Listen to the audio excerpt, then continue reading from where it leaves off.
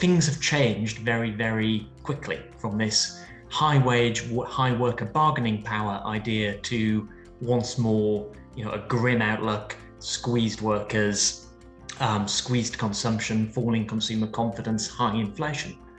But really, I think just looking at today's numbers, looking at really what the numbers have been like for the last few months, this is an incredibly confusing labour market Britain's got at the moment. The oddest labour market I can remember, because we've got two things going on. We've got this huge squeeze in real earnings. At the same time, we've got these falling real wages.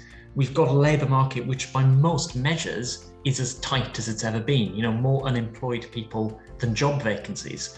The really interesting number to me today was the number of job-to-job moves being at the highest on record.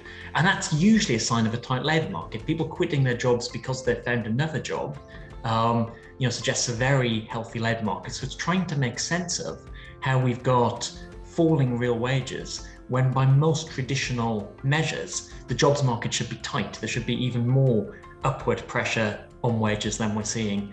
An employment number we've had today and for the last few months is interesting, but I think the more significant number is the employment rate.